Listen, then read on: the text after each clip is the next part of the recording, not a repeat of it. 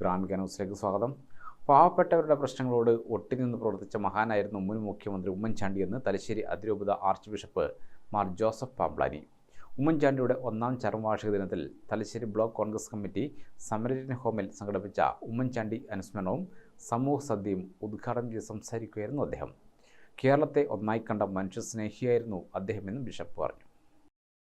ഉമ്മൻചാണ്ടിക്ക് തുല്യൻ ഉമ്മൻചാണ്ടി മാത്രമായിരുന്നുവെന്ന് ബിഷപ്പ് പറഞ്ഞു. അദ്ദേഹം ആവിഷ്കരിച്ച കാരുണ്യ പദ്ധതി പാവങ്ങൾക്ക് അത്താണിയായിരുന്നു. ആക്ഷേപങ്ങൾ ഉണ്ടായപ്പോൾ ഒരു മഹാമുനിയെപ്പോലെ സമചിത്തതയോടെ അദ്ദേഹം നേരിട്ടുവെന്നും പാംപ്ലാനി പറഞ്ഞു.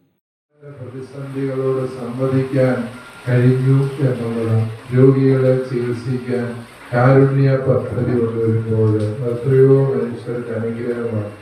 ഫയലുകളുടെ നൂലാമാലകളിൽ ബ്യൂറോക്രാറ്റുകളുടെ ദയാദാക്ഷിണ്യം കാത്ത് 10,000-കണക്കിന് പരാതികൾ കെട്ടിക്കിടന്നപ്പോൾ ഒരു പഞ്ചായത്ത് സെക്രട്ടറിയുടെ നിലവാരത്തിലേക്ക് മുഖ്യമന്ത്രി ഇറങ്ങി വന്ന് എല്ലാ പരാതികളും കേട്ട് പരിഹാരം നിർദ്ദേശിച്ചപ്പോൾ അത് സമാനതകളില്ലാത്തൊരു അത്ഭുതമായിരുന്നു എന്ന് നമുക്കറിയാം.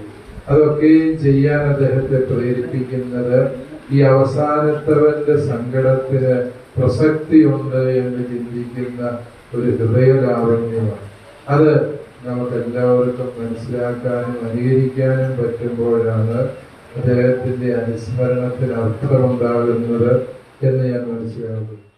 Block Congress president MP Aravindakshan അധ്യക്ഷനായി. SNDP ദേവസ്വം secretary Arayakkandi Santhosh, AICC member VA Narayanan, ജില്ലാ medical officer doctor Piyush Namboothiripad, Premananda സ്വാമികൾ, മട്ടമ്പ്രം പള്ളി ഖത്തീബ് Abdul Latheef Faizy, Choorayi Chandran, KPCC member Sajeev Maroli, government ആശുപത്രി superintendent doctor VK Rajeevan, Indira Gandhi ആശുപത്രി പ്രസിഡന്റ് KP സാജു, ഗവൺമെന്റ് ആശുപത്രി RMO doctor Jithin, sister Tanvi, Padmaja Raghunath, TM Sudhin എന്നിവർ സംബന്ധിച്ചു. സമരിറ്റൻ ഹോമിലേക്കുള്ള സാനിറ്ററി ഉപകരണങ്ങൾ ഡോക്ടർ പീയൂഷ് നമ്പൂതിരിപ്പാട് വിതരണം ചെയ്തു. ഉമ്മൻചാണ്ടിയുടെ ഛായാചിത്രത്തിന് മുന്നിൽ ബിഷപ്പ് ജോസഫ് പാംപ്ലാനിയുടെ നേതൃത്വത്തിൽ പുഷ്പാർച്ചന നടത്തി. ഗ്രാമിക ന്യൂസ്, തലശ്ശേരി.